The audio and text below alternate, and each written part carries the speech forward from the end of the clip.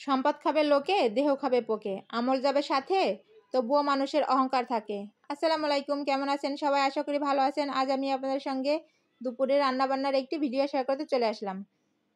আজ দুপুরবেলা রান্না করেছিলাম চিংড়ি মাছ আমরা আর আলু দিয়ে ঝোল, আর সাথে ছিল ডিম দিয়ে চিংড়ি মাছ দিয়ে একসঙ্গে ভুনা। তার জন্য প্রথমে ডিমটা আর চিংড়ি মাছটা ভুনা করে নিচ্ছিলাম। এখানে চুলায় একটা প্যান বসিয়ে দিয়ে তেল গরম করে নিয়ে লবণ হলুদ দিয়ে মেখে রাখা ডিমগুলো আগে থেকে একটু ভেজে নেব। ডিমগুলো কিছুক্ষণ ভেজে নিয়ে একটা পাত্রে তুলে নেব।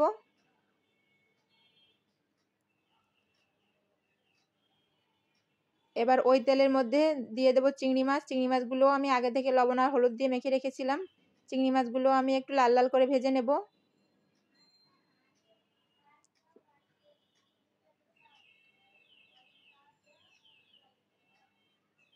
চিংড়ি মাছগুলো একটু লাল লাল করে ভেজে নিয়ে একটা বাটিতেও তুলে রেখে দেব।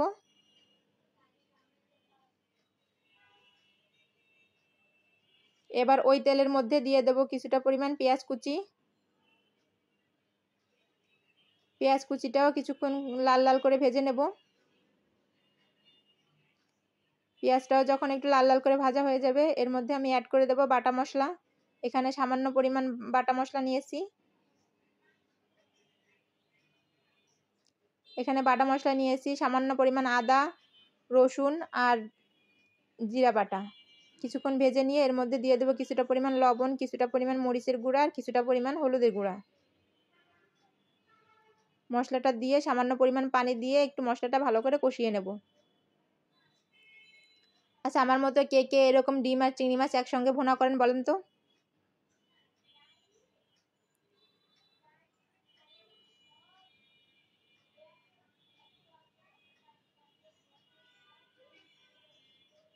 এই যে ভালো করে এবার মশলাটা কষানো হয়ে গেলে দিয়ে দেবো চিংড়ি মাছগুলো। চিংড়ি মাছগুলো দিয়ে অনবরত নেড়ে নেব।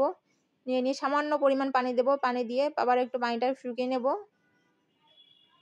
পানিটা একটু শুকিয়ে নেওয়ার পরে এর মধ্যে যে ডিমগুলো ভেজে তুলে রেখেছিলাম ডিমগুলো দিয়ে দেব।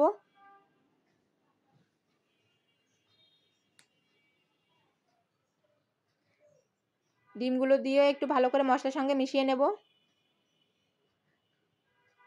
মশলার সঙ্গে মিশিয়ে অনবরত নেড়েচেড়ে মিশিয়ে নেব। মশলার সঙ্গে মিশানো হয়ে গেলে এবার এর মধ্যে আমি অ্যাড করে দেব কিছুটা পরিমাণ পানি, একবারে ঝোলের পানি।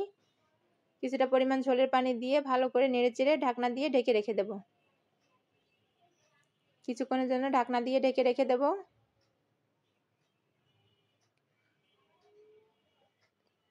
কিছুক্ষণ পরে ঢাকনা উঠিয়ে একটু নাড়াচাড়া করে নেব। নাড়াচাড়া করে নিয়ে এর মধ্যে দিয়ে দেবো কয়েকটা কাঁচামরিচ। কাঁচামরিচগুলো আমি একটু মাঝখান থেকে ভেঙে দিয়েছি। কাঁচামরিচগুলো দিয়ে একটু নাড়াচাড়া করে আবার কিছুক্ষণের জন্য ঢাকনা দিয়ে রেখে দেব। এবার কিছুক্ষণ পরে এসে ঢাকনা উঠিয়ে এই যে আমার এই পর্যায়ে এসে হয়ে গেছে চিংড়ি মাছ আর ডিম ভুনাটা। এবার আমি একটা পাত্রে নামিয়ে নেব। এই যে নামিয়ে নিয়েছি। কেমন হলো অবশ্যই জানাবেন। এবার আমরা চিংড়ি মাছটা রান্না করার জন্য আমি প্রথমে চুলায় একটা প্যান বসিয়ে দিয়ে কিছুটা পরিমাণ তেল গরম করে ওর মধ্যে দিয়ে দেবো এক কোয়া রসুন কুচি আর পেঁয়াজ কুচি। রসুন পেঁয়াজটা কিছুক্ষণ একটু ভেজে নেব। ভাজা হয়ে গেলে এর মধ্যে দিয়ে দেবো চিংড়ি মাছ। আগে থেকে লবণ হলুদ দিয়ে মেখে রাখা চিংড়ি মাছগুলো দিয়েও কিছুক্ষণ ভেজে নেব। এবার এর মধ্যেও কিছু সামান্য পরিমাণ মশলা অ্যাড করে দেবো। সামান্য রসুন বাটা আর সামান্য জিরা বাটা দিয়ে মশলাটা কিছুক্ষণ কষিয়ে এর মধ্যে দিয়ে দেবো লবণ আর হলুদ, দিয়ে দেবো কিছুটা পরিমাণ পানি, দিয়ে ভালো করে মশলাটা কষিয়ে নেব। ঝালের জন্য দিয়ে দেবো এখানে আমি কতগুলো কাঁচামরিচ। কাঁচামরিচটা দিয়ে যখন মশলাটা কষানো হয়ে যাবে, তেল ফুটে যাবে, এর মধ্যে দিয়ে দেবো কেটে রাখা আলু। আলুগুলো দিয়ে একটু মশলার সঙ্গে ভালো করে মিশিয়ে নেব। অনবরত নেড়েচেড়ে মশলার সঙ্গে মিশিয়ে নেওয়ার পরে সামান্য কিছুটা পানি দিয়ে দেবো আলুটা সিদ্ধ হওয়ার জন্য। যেহেতু আমরা টক তাই আমি আলুটা আগে থেকেই সিদ্ধ করে নিচ্ছি। যখন আলুটা আমার সিদ্ধ হয়ে যাবে এ পর্যায়ে এসে আমি একটু পানি শুকিয়ে গেছে একটু নাড়াচাড়া করে এর মধ্যে কেটে রাখা আমড়াগুলো দিয়ে দেব। আমড়াগুলো দিয়ে একটু ভালো করে উল্টে পাল্টে নেড়েচেড়ে মিশিয়ে নেব। অনবরত নেড়েচেড়ে মিশিয়ে নিয়ে এর মধ্যে আরও কিছুটা পানি দিয়ে দেব আমড়াটা সিদ্ধ হওয়ার জন্য।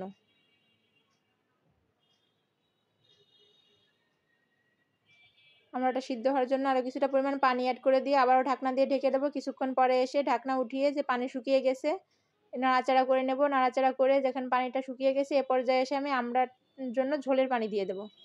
পরিমাণ মতো ঝোলের পানি দিয়ে দেব। ঝোলের পানি দিয়ে একটু নাড়াচাড়া করে নেব। আচ্ছা, কার কার বাসায় এরকম আমরা চিংড়ি মাছের ঝোল রান্না হয় কেমন বলবেন তো? আমার তো ভীষণ পছন্দের একটা তরকারি। এই যে কিছুক্ষণ পরে এসে আবার ঢাকনা উঠিয়ে দিয়ে একটু নাড়াচাড়া করে নেব। আমি যতটুকুন পরিমাণে ঝোল রাখবো সে পরিমাণে এসে গেলে বন্ধ করে দেব। এই যে এই পরিমাণে এসে আমি বন্ধ করে দেব। নামিয়ে নিলে হয়ে গেল আমাদের মজাদার আমড়ার ঝোল। কেমন হলো অবশ্যই জানাবেন। আসসালাম।